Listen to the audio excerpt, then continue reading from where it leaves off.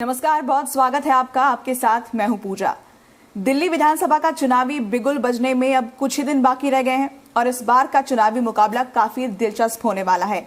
ये मैं क्यों कह रही हूं, यही समझने के लिए हमारे साथ इस वक्त एक बेहद खास मेहमान है। हमारे साथ दिल्ली सरकार के पूर्व मंत्री और आम आदमी पार्टी नेता सत्येंद्र जैन है। स्वागत है सर आपका। नमस्कार जी। चुनावी तैयारियां किस तरीके से चल रही हैं, सबसे पहले शुरुआत इसी के साथ कर लेते हैं। हमने सुना है आप काफी कैंपेन्स कर रहे हैं। पार्टी में आप अपनी भूमिका को किस तरह से रखते हुए कैंपेन में पार्ट ले रहे हैं? नहीं, हमारी पार्टी तो तैयार है इलेक्शन के लिए। तो अरविंद केजरीवाल जी जब जेल से बाहर निकले थे, उन्होंने कहा था कल ही करा लीजिएगा, तो हम तो उस दिन से ही तैयार हैं, कभी भी इलेक्शन करा सकते हैं। क्योंकि सुन रहे थे कि अभी बीजेपी शायद प्रीपोन कराना चाहती है, तो प्रीपोन के मूड से ही हम लोग तो तैयारी कर रहे थे कि प्रीपोन कभी भी करा सकते हैं लोग। तो हम हमेशा तैयार हैं, जब चाहें, कल चाहें, 2 दिन बाद चाहें, 1 महीने बाद चाहें, जब मर्जी इलेक्शन करा सकते हैं। आप लगातार कैंपेन्स में जुटे हुए, हमने सुना, किस तरह का रिस्पांस देख रहे हैं जनता के बीच? सेंटिमेंट्स हैं उनके बीच? हाँ, सेंटिमेंट बहुत ज़्यादा है और जनता चाहती है कि फिर से एक बारी आम आदमी पार्टी की सरकार बने। और जैसे ग्राउंड पे गए तो पता लगा कि बहुत ही ज़्यादा लोग चाहते हैं इसको कि भी रिपीट एक बारी होनी चाहिए। थोड़ा अगर इसको आप विस्तार में बताएं कि जिस तरह के आरोप लगे आम आदमी पार्टी के ऊपर और एक नई ऊर्जा के साथ आपने दोबारा से शुरुआत की है पार्टी ने यहाँ पर, लोग किस तरह से इस पर रिस्पांस दे रहे हैं? कौन से वर्ग का खास तरीके से आपको सहयोग मिलता हुआ नजर आ रहा है पार्टी में? और क्या ये सब जो बातचीत हो रही है ग्राउंड पर, वो सब आपको वोट में मिल पाएगा? देखो, जब शुरू में मेरे को भी बेल मिली, मैं आया, काफ़ी लोग मिलने भी आए, तो उन्होंने कहा कि कुछ लोग नाराज़ हैं, तो नाराज़गी है। जब ग्राउंड पे गए तो पता लगा नाराज़गी है हमसे नहीं, बीजेपी से नाराज़गी है। लोग बिल्कुल पसंद नहीं कर रहे कि भाई इस तरह के आरोप लगा के लोगों को अरेस्ट किया जाए। जैसे मेरे केस में देख लीजिएगा, अभी तक तो जांच ही चल रही है, जांच भी नहीं हुई कि जेल में डाल दिया। तो लोग राजनीति के इस दर्जे को पसंद नहीं कर रहे बिल्कुल भी। वो कहते हैं देखो, आम आदमी पार्टी काम कर रही है, केजरीवाल जी काम कर रहे हैं, सब लोग काम कर रहे हैं, तो तुम उनसे अच्छा कर लो। तो काम को रोकने के लिए तुम किसी को जेल में डालेंगे, वो बिल्कुल पसंद नहीं है। बदले की राजनीति लोग पसंद नहीं करते इस देश में। वो चाहते हैं कि भी काम करिए, पॉजिटिव राजनीति कीजिए। इलेक्शन है, 1-2 महीने में ख़त्म हो जाएंगे, 2-3 महीने राजनीति कर लो ना, पूरे 5 साल राजनीति करने की जरूरत नहीं है। आप क्या रिपोर्ट कार्ड लेके जा रहे हैं? इतने साल काम किया है। देखो, मैं तो पता क्या कहता हूँ, क्या हुआ था कि 2.5 साल पहले मुझे अरेस्ट किया गया, तो मैं सब जगह जाके कह रहा हूँ कि मैं तो लगता था कि भाई 3 लोगों को चुना जनता ने, एक काउंसलर को चुना, एक एमएलए चुना और एक एमपी चुना। काउंसलर यहाँ से बीजेपी का है, एमपी भी बीजेपी का है, मुझे आपने आम आदमी पार्टी की तरफ से चुना। तो मुझे जेल में लगता था भी 2.5 साल का टाइम हो गया है, तो अब तो काउंसलर साहब ने और एमपी साहब ने सारे काम करा दिए होंगे, कोई काम बचा ही नहीं होगा। पर आने के बाद पता लगा उन्होंने तो एक भी काम नहीं कराया, इतना सा भी काम नहीं कराया, इतना सा भी स्टार्ट भी नहीं किया। कुछ तो कर देते, कोई काम नहीं किया। तो जनता लंबी लंबी लिस्टें मुझे दे रही है कि ये काम करा देना। मैंने 2.5 साल में उन्होंने कुछ कराया? कहते जो काम की ज़रूरत ही नहीं है ना उनको, तो वो सिर्फ राजनीति करते हैं, हमें गालियाँ दे लेंगे, कुछ बोल लेंगे, पर काम तो कुछ किया नहीं। तो हमारा जो प्रचार किया हमारे पीछे से बीजेपी के काउंसलरों ने और एमपीज़ ने बहुत अच्छा किया। दिल्ली में तो पिछले 15 साल से बीजेपी के एमपी हैं और मेरी विधानसभा में इस क्षेत्र में सारे काउंसलर भी 15 साल से बीजेपी के हैं। तो वो खुद ही प्रचार करने में लगे हैं कि भी काम कराना है तो केजरीवाल से करा लो, उनके एमएलए से करा लो, हम तो राजनीति करेंगे। और वो उन्होंने सिद्ध करके दिखा दिया कि 2.5 साल पहले मुझे अरेस्ट किया था, तो 2.5 साल में 2.5 रुपये का काम नहीं किया उन्होंने, 2.5 ईंट कहीं नहीं लगवाई, कुछ भी नहीं किया। और पैसा नहीं है जी, पैसा नहीं है जी, कमाल हो गया, पैसा नहीं है। अब आप मेरी कॉलोनी में आए होंगे, किसी भी घर के सामने चले जाना जो बन रहा है, अंडर कंस्ट्रक्शन है, वहाँ पूछ लेना उससे कि हर फ्लोर के कितने पैसे लेते हैं। रेट फिक्स है, 2 लाख रुपये फ्लोर, 5 फ्लोर है, 10 लाख रुपये ले रहे हैं। कौन लेता है जी? वो लेने के लिए तो तैयार है, वो काम कराने के लिए कहते वो केजरीवाल करेगा। तो जनता कह रही है भाई काम हम केजरीवाल से करा लेंगे, उनकी पार्टी से करा लेंगे, तुम्हारी हमें आवश्यकता नहीं है। तो हमारा जो प्रचार किया, हम जेल में थे, पीछे से मैं तो धन्यवाद करता हूँ बीजेपी के काउंसलरों का और बीजेपी के एमपीज़ का कि उन्होंने कोई काम नहीं किया जिसकी वजह से जनता हमें याद कर रही है। एक बात बताइए, आप कह रहे हैं राजनीति करती है बीजेपी, आप ये मानते हैं कि आप भी राजनीति का शिकार हुए? जब आपको जेल जाना पड़ा तो क्या आपको कहीं रिग्रेट तो नहीं हुआ कि आप राजनीति में आए, वो गलत फैसला था? नहीं, गलत तो नहीं कहेंगे बिल्कुल भी, किसी ना किसी को तो आना ही था। जहाँ जिस जगह पे आप बैठे हैं ना, इसी जगह पर 11 साल पहले जिस दिन मुझे टिकट मिला था, एग्जैक्टली इसी जगह मेरे फादर सामने बैठे थे और उन्होंने ये कहा था कि भाई हम तो शरीफ लोग हैं, पढ़े लिखे लोग हैं, इज्जतदार लोग हैं, पढ़े लिखे लोग कोई इलेक्शन लड़ते हैं, ये तो गुंडे बदमाशों का काम होता है। तो अगर हम मैदान छोड़ के भाग जाएंगे तो फिर उन्हीं के लिए बचेगा मैदान। ये जो करा है इन्होंने, जो भी कुछ किया, ये सबक सिखाने के लिए है कि एजुकेटेड मिडिल क्लास को, कि तुम पढ़े लिखे लोग हो, तुम दूर बैठो, टीवी देख के बहस देखते रहो, टीवी के ऊपर जो बहस आती है ना उसके ऊपर अपने कमेंट दो और अपने घर बैठो। राजनीति करेंगे एक क्लास, वो क्लास फिक्स है, उनके पास हिस्ट्री है भाई, एक के पास 50 साल की हिस्ट्री है, किसी पे 75 साल की हिस्ट्री, किसी पे 100 साल की हिस्ट्री है, उनके पास अपनी हिस्ट्री है, उनको काम करने की जरूरत नहीं है। कहते तुम लोगों को इस मैदान में नहीं आने देंगे। उनको सबक सिखाने के लिए ये सब कुछ किया गया। अरे भाई मुझे जब टिकट मिला था उसके 2 दिन के बाद मुझे अरेस्ट कर लिया, तब भी किया था। जो मेरे फादर ने कहा था ना कि ये बदमाशों का काम होता है, शरीफ लोग, इज्जतदार लोग, पढ़े लिखे लोग इलेक्शन नहीं लड़ा करते, 2 दिन के बाद कहते ये क्या मतलब हुआ यार, वी आर डेमोक्रेसी। मेरे फादर टीचर थे, बड़े आदर्शवादी थे, कहते यार चलो ठीक है इलेक्शन नहीं लड़ना चाहिए अच्छे लोगों को, बट अगर लड़ने के लिए हाँ करते तो जेल भेज दोगे, तब भी जेल भेजा था। उस केस को भी 5 साल के बाद कोर्ट से बरी हुए, बाइज्जत बरी हुए। तो मैं तो जब मुझे अरेस्ट कर लिया गया बार बार सोचता था कि मेरे फादर होते या मेरी मदर होती तो वो क्या चाहते। तो वो ये चाहते कि नहीं, बिल्कुल पीछे हटने की ज़रूरत नहीं है। अगर तुम्हारे ऊपर कोई झूठे आरोप लगा रहा है, अत्याचार कर रहा है और तुम डर के भाग जाओ तो फिर सिद्ध हो गया ना। होना तो ये चाहिए था कि हमसे अच्छा काम करो, हो ये रहा है कि तुम्हें काम नहीं करने देंगे। ये क्या मतलब हुआ भाई? अगर हमने दिल्ली में मोहल्ला क्लिनिक बनाए, सत्येंद्र जैन को जेल में डाल दो, मोहल्ला क्लिनिक बनाए, अरे यार तुम पूरे देश में बनाओ ना, और सत्येंद्र जैन पूरी हेल्प ना करे तो क्या ना। अरविंद केजरीवाल ने कहा था कि कोई भी देश के अंदर कोई भी राज्य बुलाता है वहाँ चले जाना, उनको गाइड करके आना। कोई हमने पेटेंट नहीं कराया किसी चीज़ के लिए, जो भी हम काम कर रहे हैं देश के लिए कर रहे हैं। और हमारी पार्टी इतनी सी पार्टी है, 1.5 राज्य की सरकार है, एक पंजाब आधा दिल्ली। हम क्या कर लेंगे देश की राजनीति में, क्या बिगाड़ लेंगे किसी का? वो कहते नहीं नहीं नहीं नहीं, ये सिस्टम को थोड़ा सा गड़बड़ करके चले जाएंगे। ये आधा दिल्ली क्यों मानते हैं आप?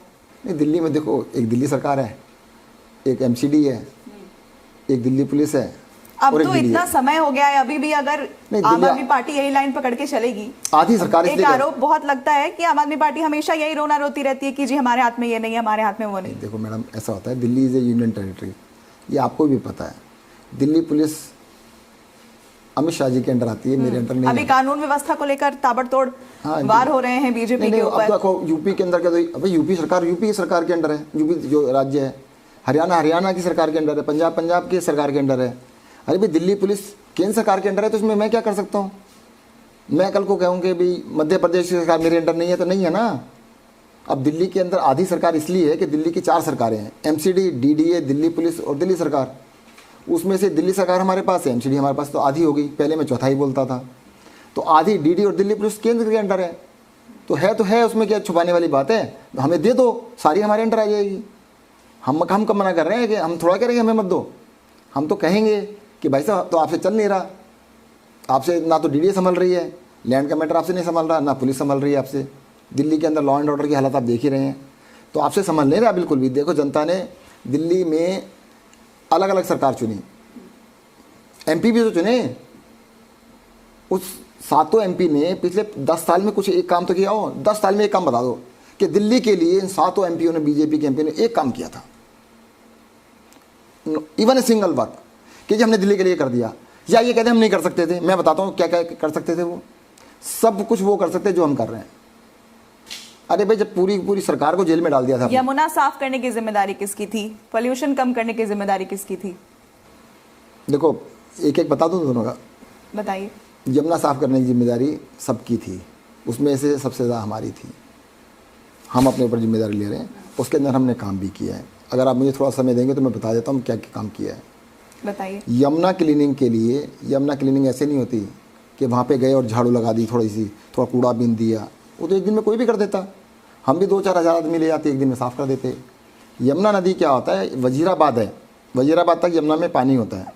उसके बाद बैराज है, बैराज पे 100% पानी को रोक लिया जाता है। उसके बाद जो पानी है वो पानी नहीं है, वो सीवर का पानी है। हमारे घरों में जो सीवर होता है वो सारा का सीवर का पानी एसटीपी के अंदर जाता है, एसटीपी से ट्रीट होकर उसको यमुना में डालते हैं। बट सारा पानी ट्रीट नहीं होता, दिल्ली में 1647 1647 कॉलोनीज ऐसी थी जिनके अंदर सीवर लाइन ही नहीं थी। सारा का सारा पानी सीधा यमुना में जाता था। सीवर का पानी जो था वो ट्रीटमेंट प्लांट में ना जाके सीधा यमुना में जाता था। हम लोगों ने, जो कि 70 साल में कभी नहीं हुआ, सारी की सारी कॉलोनीज में सीवर लाइन डाल दी है। यमुना नदी को क्लीन करने का एक बहुत बड़ा काम, जो मेजर काम है वो सीवर लाइन डालना था, वो हम कर चुके हैं। अब सारे पानी को एसटीपीज में ले जाके साफ करके उसको यमुना में डालना है। अरे भाई, पहले 2 साल का लॉकडाउन लग गया। लॉकडाउन पता है कोरोना के अंदर लगा हुआ था, फिर लॉकअप कर दिया इन्होंने, हमें अंदर कर दिया, तो थोड़ा डिले हो गया है। इसको पूरा करेंगे और आने वाले 2 साल में आप देखिएगा यमुना नदी को 100% साफ करें। हमारी जिम्मेदारी है। दूसरा बता देता हूँ आपको क्यों कह रहा हूँ मेरी जिम्मेदारी है, हमारी सरकार की जिम्मेदारी। इसमें योगदान थोड़ा यूपी और हरियाणा का भी है। हरियाणा से बादशाहपुर ड्रेन के थ्रू होते हुए 105 MGD सीवर का पानी आता है दिल्ली के अंदर। पहले हम उनसे कहते रहे कि ये आप साफ़ कर लो, वो नहीं करेंगे, हम मानते हैं, उसको हम साफ़ करेंगे। अब सारे पानी को हम STP में लेके जाएंगे, उसको भी साफ़ करके यमुना में डालेंगे। ऐसे ही यूपी से शादरा ड्रेन के अंदर गंदा पानी आता है, उनसे भी हमने रिक्वेस्ट की, भाई आपके इंडस्ट्री का पानी आ रहा है, इसको कहते हैं साफ़ करके डालो, इसको ऐसे क्यों डाल रहे हो, नहीं मानते। बता मैं इसलिए रहा हूँ, करेंगे हम, बता। यानी जनता अगर आपको चुनती है तो हम करेंगे ना। तो 2 साल की डेडलाइन है, 2 से 2.5 साल मैक्सिमम, 2 ही साल मान के चलिएगा।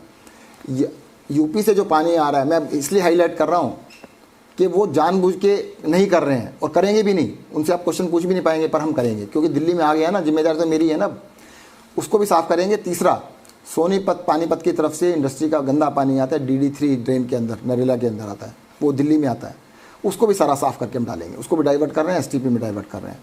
तो दिल्ली की यमुना को साफ़ करके हम दिखाएंगे और बहुत ही मेहनत वर्क है। बट मैं दिल्ली की जनता को बता देना चाहता हूँ कि यमुना को हम बिल्कुल पूरी तरह से साफ़ करके दिखाएंगे।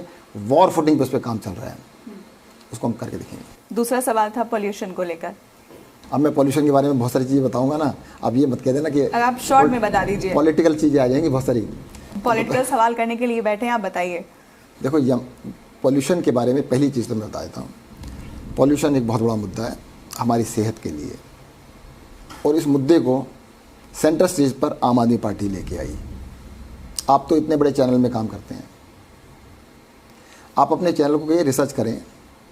आम आदमी पार्टी का दिल्ली सरकार में आने से पहले एक भी प्रोग्राम आपने प्राइम टाइम पे किया हो दिल्ली में पोल्यूशन है तो आपको छोड़ देते हैं, किसी भी चैनल ने किया हो अक्रॉस द बोर्ड। किसी भी न्यूज़पेपर के फ्रंट पेज के ऊपर आर्टिकल छपा हो कि दिल्ली में पोल्यूशन है, हमने इसको सेंटर स्टेज में लेके आए, जनता को बताया this is a issue.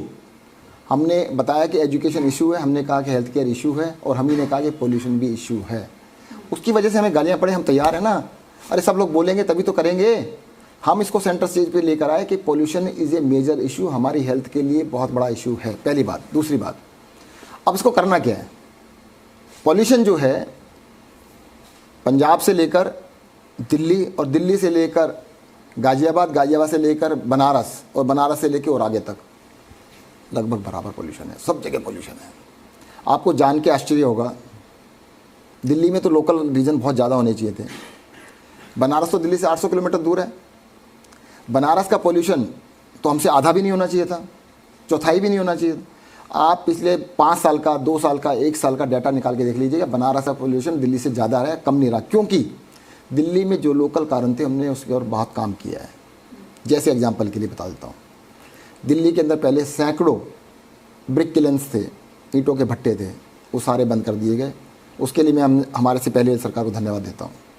Delhi के अंदर एक भी बस डीजल की नहीं चलती, उसके लिए मैं पहले वाली सरकार को धन्यवाद दूंगा। परंतु हम लोगों ने 2000 इलेक्ट्रिक बस स्टार्ट कर दिए दिल्ली में।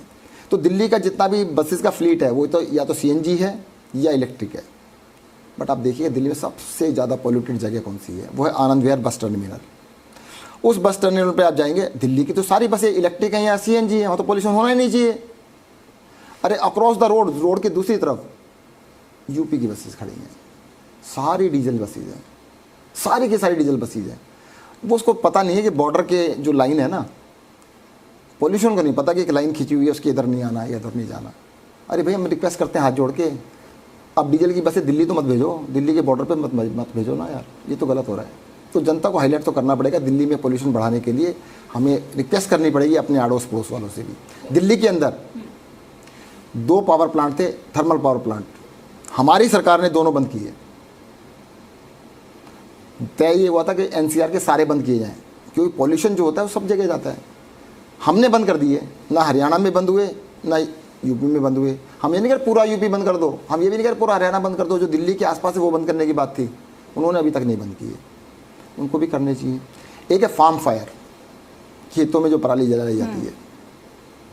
पंजाब में इस साल जो पिछले साल फायर हुई थी उससे आधी हैं। रोक क्यों नहीं लगी सरकार आम आदमी पार्टी की? आधी कर दी ना, आधी कर दी है, 1 साल बाद देखना वो ख़त्म कर देंगे। परंतु साथ ही साथ यूपी में और हरियाणा में, वेस्टर्न यूपी और हरियाणा में वो 1.5 गुना हो गई। अरे भाई तुम भी आधी कर लेते हैं ना, अगले साल तुम भी ख़त्म कर देते हैं। हमने आधी कर दी है, अगले साल तक उसको 0 कर देंगे। हम उस तरफ कोशिश कर रहे हैं, पर हाथ जोड़ के निवेदन है, विनती है कि भाई साहब दिल्ली की जनता से भी है कि आपकी भी चलती है, हर जगह बोलो कि भाई दिल्ली सरकार कोशिश करे तो इनको भी बोलो ये भी कोशिश करें। पॉल्यूशन के अंदर सबको मिलके काम करना पड़ेगा। हम अपनी तरफ से जो हमारा पार्ट है उसको ज़रूर करेंगे, और जो कमी रह जाएगी आपसे रिक्वेस्ट भी करेंगे, हमारे को हाईलाइट कीजिए, हम उसको ठीक करेंगे। इसके पहले आप जिक्र कर रहे थे कि राजनीति में अच्छे लोगों को भी आना चाहिए, और अच्छे लोग जब राजनीति में आए तो वही आरोप फिर अच्छे लोगों पर भी लगते गए। आम आदमी पार्टी के सभी जो वरिष्ठ नेता हैं उनके ऊपर मामले चल रहे हैं। अब जब चुनाव में उतर रहे हैं तो किस तरीके से एक इंटीग्रिटी की बात होती है, वो कैसे आप जनता के बीच उसको स्थापित करेंगे दोबारा से? क्या ये मुश्किल नहीं होगा? क्योंकि तमाम सीनियर लीडर्स एक लाइन से सभी भ्रष्टाचार के आरोप में घिरे हुए हैं। इसके अंदर 2 चीज़ बताऊंगा आपको। पहले तो आपने खुद ही कहा कि अच्छे लोग आए, ये आपने ही कहा था इसके पहले वाले सवाल के जवाब में, तो मैंने वहीं से उठाया। जी, दिल की बात निकली आपसे, ठीक है। हाँ, ये तो होगा ही होगा। जब भी कोई अच्छा आदमी आएगा तो सोच समझ के आना पड़ेगा कि उसके साथ ये हो सकता है जो हमारे साथ हुआ है। उसमें कोई बड़ी बात नहीं है कि राजनीति के अंदर अगर आप आएंगे तो आपको भुगतना पड़ सकता है, तो उसके लिए तो प्रिपेयर्ड होकर ही आना पड़ेगा, पहली चीज़। दूसरी बात, भाई राजनीति में आए, अरविंद केजरीवाल मुख्यमंत्री बन गए तो क्या फ़र्क पड़ता है? बहुत सारे मुख्यमंत्री बने, मनीष सिसोदिया शिक्षा मंत्री बन गए, क्या फ़र्क पड़ता है? बहुत सारे शिक्षा मंत्री बने इस देश में। सत्येंद्र जैन स्वास्थ्य मंत्री बन गए, कितने सारे स्वास्थ्य मंत्री बन गए, क्या फ़र्क पड़ता है? उनके जैसे नहीं बने, ये फ़र्क पड़ता है। अगर उनके जैसे बन जाते, उनके क्लब में चले जाते, फिर तो कोई दिक्कत ही नहीं थी। उनके जैसे नहीं बने, इसलिए हमें सीधा करना है उन्होंने। मैं स्वास्थ्य मंत्री था, आप तो इतने बड़े चैनल चलाते हैं, अपनी सारी फुटेज निकालना। देश के अंदर मेरे अलावा 29 स्वास्थ्य मंत्री और थे, केंद्रीय स्वास्थ्य मंत्री भी थे। कौन स्वास्थ्य मंत्री था जो रोज़ घर से निकल के आईसीयू के अंदर जाता, अस्पताल के अंदर? मैं गया ना, मैं तो पीछे नहीं हटा, मैंने तो अपनी ज़िंदगी खतरे में डाली थी, मैं तो मरने से बचा था, क्योंकि हम राजनीति करने नहीं आए थे ना। अगर बॉर्डर पे मैं खड़ा हूँ, उस टाइम गोली चलने लगी, मैं बॉर्डर छोड़ के तो नहीं भाग सकता। कोरोना जब आया था, मैं दिल्ली का स्वास्थ्य मंत्री था, तो मेरी ड्यूटी थी कि मैं अपनी पूरी जान लगा दूँ लोगों की जान बचाने के लिए उस टाइम। तो आज मैं आपको बता रहा हूँ, आपने भी इस बात को नोटिस नहीं किया होगा कि हाँ सत्येंद्र जैन ने ऐसा किया था। अब इसको रिसर्च कर लेना कि सत्येंद्र जैन ने किया था नहीं किया था, क्योंकि हम इनके जैसे नहीं बने ना, तो ये दिक्कत है। हम नए स्टैंडर्ड क्रिएट कर रहे हैं। हम कहते हैं भाई अपनी जान भी जोखिम में डालनी पड़े देश के लिए, जनता के लिए, तो डालो ना, उसमें पीछे पड़ क्यों पड़ रहे हो? और कोई तकलीफ नहीं है कि इनके जैसे नहीं है, बस। और बता देता हूँ आपको, ये बताइए, आप कह रहे हो कि जी इंटीग्रिटी, मैं हर मीटिंग में एक क्वेश्चन पूछता हूँ कि मुझे क्या करना था अगर मैं जेल ना जाऊँ? कोई एक चीज़ बता दो। तो लोग कहते बीजेपी में चले जाते, जेल नहीं जाना पड़ता। तो यानी बीजेपी वाली मशीन में जाते तब तो जेल नहीं जाते, तो उसका क्राइम से क्या संबंध है भाई? इसका मतलब तो ये हुआ कि बीजेपी में नहीं गए तो इसलिए जेल गए। If you have only 2 choice, go to jail, go to BJP. Depend करता है कौन किसको चूज़ करे। आप मुझसे कहो 2 उंगलियों में से एक चुन लो, एक बीजेपी एक जेल है, तो मैं तो जेल चुन लूँगा। और जिन्होंने जेल चुना वो जेल चले गए, जिन्होंने बीजेपी चुना वो बीजेपी में चले गए। बहुत सारे आपके सामने एग्जाम्पल्स हैं, नाम मुझे लेने की जरूरत नहीं है। अरविंद केजरीवाल ने हालिया प्रेस कॉन्फ्रेंस में कहा है कि आतिशी के खिलाफ भी झूठा मुकदमा लगाकर उन्हें भी गिरफ्तार करने की तैयारी है। मैं तो जेल से जब निकला था ना, उस दिन ही मैंने कहा था, मैंने आतिशी मेरे साथ खड़ी थी, मैंने कभी नहीं कहा नंबर है, चिंता मत करो। तो आम आदमी पार्टी आगे कैसे सर्वाइवल अपना देखती है अगर एक एक करके सभी लीडर्स को देखो जेल में डाला हम जाएगा? अपने सर्वाइवल के लिए नहीं कर रहे कुछ भी। हम यहाँ पे अपने कैरियर बनाने के लिए नहीं आए, अपना कैरियर छोड़ के आए हैं। मैं एक प्रोफेशनल आर्किटेक्ट था, मेरी अच्छी प्रैक्टिस थी। जिस घर में आप मेरा इंटरव्यू ले रहे हैं 45 ईयर्स से इसी घर में रहे हैं। 12 साल पहले छोड़ दिया था सब कुछ, प्रैक्टिस भी बंद कर दी थी। तो अपना कुछ कैरियर बनाने या अपना कुछ बढ़ोतरी करने नहीं आए थे। जो करने आए थे समाज सेवा के लिए आए थे। सोसाइटी ने बहुत कुछ दिया, सोसाइटी को पे बैक करने की इच्छा से आए हैं, तो कर रहे हैं, कोशिश कर रहे हैं। मैं ये नहीं कह सकता कि पे बैक कर सकेंगे या कर दिया। जो कुछ मुझे मिला है सोसाइटी से उसका कुछ पार्ट ही दे दें बस, बहुत। अच्छा, ये चुनावी कैंपेन अभी शुरू हुआ है और इसमें आम आदमी पार्टी बीजेपी से ज्यादा कांग्रेस पर हमला करती हुई नजर आ रही है। ये जो रार ठनी हुई है कांग्रेस और आम आदमी पार्टी के बीच में, इसका क्या असर होगा इंडिया गठबंधन पर? कौन सी रार है? आप भी जानते हैं मैं किस बारे में सवाल कर रही हूँ। नहीं, मुझे बता दो। मैं एक्चुअली टीवी आजकल देख नहीं पाता, मैं कैंपेन में लगा हूँ तो मुझे ज़्यादा पता नहीं होता कि क्या चल रहा है। बीते दिनों में अभी 1-2 दिन पहले ही जो हो रहा है उसी के बारे में सवाल पूछ रही हूँ मैं। नहीं, ऐसा कुछ नहीं है। देखो, मुझे लगता है कि स्टेट लड़ना चाहिए इलेक्शन, सबको सीधी सीधी बात करनी चाहिए। हम तो बिल्कुल सीधे लड़ रहे हैं, हम कोई ऐसी बात नहीं कर रहे। आप मुझे रेफ़र कर रहे हैं कि वो शायद कांग्रेस ने कोई FIR करा दी, कुछ करा दी। हाँ, उनको बीजेपी के खिलाफ करानी चाहिए थी, वो उचित होता। अगर जनता को कैश बांट रहा है कोई तो उसके खिलाफ आपको जाना चाहिए, तो वो ज़्यादा बेटर रहता। ये तो ठीक बात है। और वैसे भी देखो, उनको कुछ चक्रों में पड़ना नहीं चाहिए। बीजेपी तो हर इलेक्शन में पैसे बांटती है। इस बार पता लग गया तो शोर मच गया। अरे भाई, पैसे तो वही बांटेगा ना जिसने इधर उधर से इकट्ठा कर रखा है, और वो पैसे बांट रहे हैं तो बांटने, तो हम इसमें क्या कर सकते? नहीं, इंडिया गठबंधन का भविष्य क्या होगा इसके आगे? फिर आप दोनों इंडिया गठबंधन का हिस्सा हैं। ऐसा चलता रहता है थोड़ा बहुत, ये राजनीति है, चलता नहीं नहीं, देखो अगर कोई गलत बात हो जाती है तो उसके बारे में कहना तो पड़ता है, कोई बात नहीं। चुनाव में अरविंद केजरीवाल ही चेहरा होंगे? वो तो चुनाव स्टार्ट करने से पहले अरविंद केजरीवाल ने बीजेपी को खुला कहा था कि आप भी अपने CM कैंडिडेट के चेहरे को आगे लाइए। अभी तक बीजेपी लाई नहीं है और शायद वो अपने उसी फॉर्मूले पर लड़ने वाले हैं जैसा वो बाकी राज्यों में करते हैं। क्यों ऐसा? प्रधानमंत्री के चेहरे पर वो लड़ते हैं। हरियाणा में तो दिया था उन्होंने फेस। तो आप चाहते हैं कि दिल्ली में भी वो चेहरा दें? दे नहीं पाएंगे ना, हमारे चैनल से क्या होता है ही नहीं उनके पास, देंगे कहाँ से? तो इसका फायदा आम आदमी पार्टी को होगा या फिर जो कांग्रेस के साथ आप लोगों की लड़ाई चल रही है उसका फायदा बीजेपी को होगा? देखो, हमारी लड़ाई किसी से नहीं है, हम अपने काम लोगों को बता रहे हैं। हमारी सिंपल सी स्ट्रेटेजी है, बता देता हूँ मैं आपको। हमने आज तक क्या किया और आगे हम क्या करेंगे, बस। आम आदमी पार्टी के पास काम काम और काम, उसके अलावा कुछ नहीं है। हमारे पास कोई हिस्ट्री नहीं है। कोई इस बात का वोट देने वाला नहीं है कि मेरे फादर गवर्नमेंट स्कूल के टीचर थे और मेरे दादाजी खेती करते थे, मैं गांव में पैदा होता, इस बात की वोट मिलने वाली नहीं है। वोट इस बात की मिलेगी मैंने काम क्या किया और आगे मैं काम क्या करूँगा। आम आदमी पार्टी सिर्फ और सिर्फ काम की राजनीति कर रही है। हमें काम से मतलब है, हम अपने काम बता रहे हैं, आगे हम क्या करेंगे वो बता रहे हैं। हमें उनसे क्या लेना देना। वो हमें 2-4 गालियाँ दे लेंगे तो लोग हाइट लाइट हो जाएंगे। जैसे मैं एग्जांपल देता हूँ आपको, हमने महिला सम्मान योजना स्टार्ट की। जितना प्रचार हम सारे मिलके नहीं कर पा रहे थे, उससे कई गुना तो बीजेपी ने कर दिया 2 दिन में, 3 दिन में। अब लेडीज कह रही हैं ये बीजेपी वाले, इनको देखेंगे हम। मैंने क्यों देखेंगे? कहते क्या तरीका है, अगर महिला सम्मान के लिए केजरीवाल जी 2100 रुपये दे रहे हो तो क्या गलत कर रहे हैं, इनको क्या तकलीफ हो रही? विभाग ने तो कह दिया ऐसी कोई योजना ही नहीं है। योजना का क्या मतलब है? जब हमने बिजली माफ़ की थी तब कौन सी योजना थी? हमने कहा था बिजली माफ़ करेंगे, कौन सी योजना थी तब बताइए? हमने करी ना माफ़। हमने कहा था बस यात्रा फ्री करेंगे, कौन सी योजना थी? हमने करी ना फ्री। अरे भाई, केजरीवाल ने जो भी कहा है वो किया है। हमने कहा पानी फ्री करेंगे, कौन सी योजना थी? पार्टी डिक्लेयर करती है, पार्टी इसको लागू करती है। अरे कोई विभाग का इलेक्शन थोड़ा लड़ रहा है, इलेक्शन तो आम आदमी पार्टी लड़ रही है। मैं आपको ये पैम्फलेट दिखाता हूँ, महिला सम्मान योजना, इस पर कई सरकार का नाम लिखा है, इस पर लिखा हुआ है आम आदमी पार्टी, इसमें लिखा हुआ है अरविंद केजरीवाल की फोटो लगा रखी है, महिला सम्मान योजना लिखा है। ये संजीवनी योजना कहीं दिखा दो इसके अंदर सरकार लिखी है, तो सरकार तो कहीं नहीं है।